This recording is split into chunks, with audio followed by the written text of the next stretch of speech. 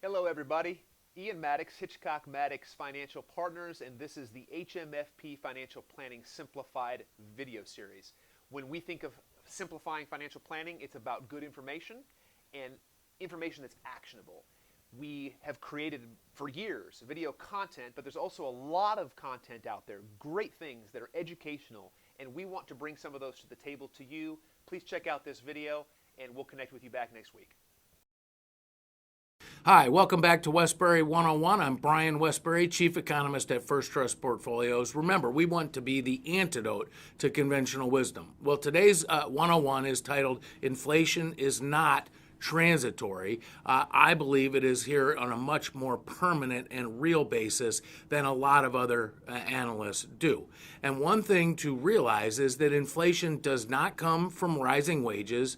It does not come from government deficit spending. It does not come from rapid economic growth. Inflation comes from printing too much money. Milton Friedman said, inflation is always and everywhere a monetary phenomenon. It is too much money chasing too few goods.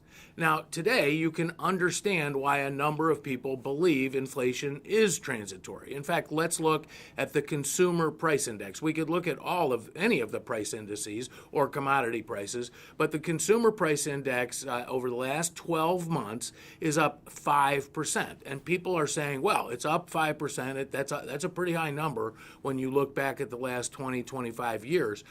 It's up 5% because we're comparing the most recent month to a very weak month in the early stages of the shutdown. And so I believe that. I get that. And I do believe that as we get those numbers compared to higher levels over a year, we'll see a little bit of a slowdown. But over the last 3 months, this has nothing to do with what happened last March or April. Over the last 3 months, the CPI is up over 8% at an annualized rate. So obviously, this isn't all a base effect. The second thing people will say is, well, the reason prices are up so much is because there are supply chain problems. Yes, we have overly generous unemployment benefits. Supply chains were hurt by the pandemic, and that constrained supply, and that's also lifting prices. And I will argue that there's some truth to that as well. But what they don't talk about and what they forget and what we learned in the 1970s is that inflation is a monetary phenomenon. And if you look at the past 15, 16 months, go back to February of 2020, the Federal Reserve has now increased the M2 measure of money from February of 2020 to today by 30%. That is a 30% increase in the amount of money in the economy, and by definition, that means the value of the dollar relative to goods and services will come down. Let me explain how this works in a really simple manner. This is how I came to understand monetary policy. If we have an economy where there are $10 and 10 apples, then each apple costs $1. All right. If the Federal Reserve increases the amount of dollars in the system from 10 to 13, that's a 30% increase. So you now have $13, but only 10 apples. You get $1.30 per apple. That's inflation. Now, if you look back over this past year, one of the things that happened is that we damaged the output of everything. So let's imagine that instead of producing 10 apples today, we're only producing 5. And so we have increased the money supply to 13, but we only have 5 apples. And what that means is each apple costs $2.60. Now, eventually, that should go away. That's the transitory part of supply chain problems. And so as we increase the output of apples from 5 back to 10, their price will come back down, but it will still be $1.30 compared to what it used to be, which was $1. That's the permanent increase in inflation that comes from increasing money.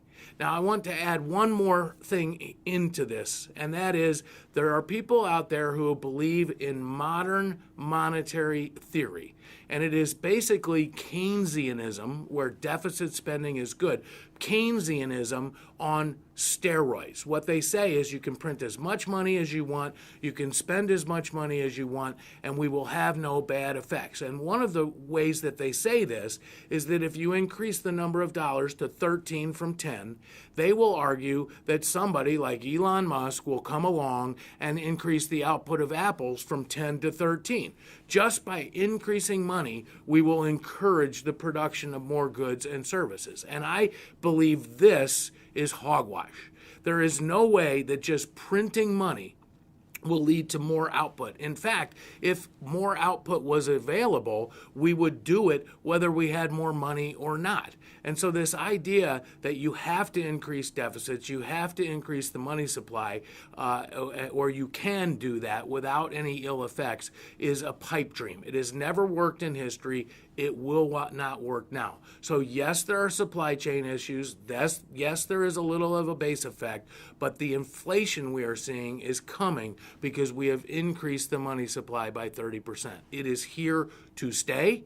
Eventually, all prices will go up by an average of 30%. I don't know whether that takes 2 years, 4 years, 6 years. So inflation could be 5% a year for 6 years, and that's 30%.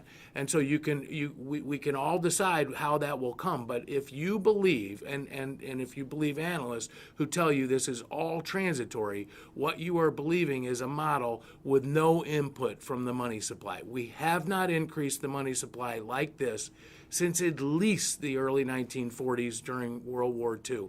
But even during the 1960s and 70s, we'd never increased the money supply by 30% over a year. That is where inflation is coming from, and that is why it's not transitory. Thanks so much for visiting this Wesbury 101. We'll see you next time. Certainly hope you enjoyed this video content that we've plugged in here.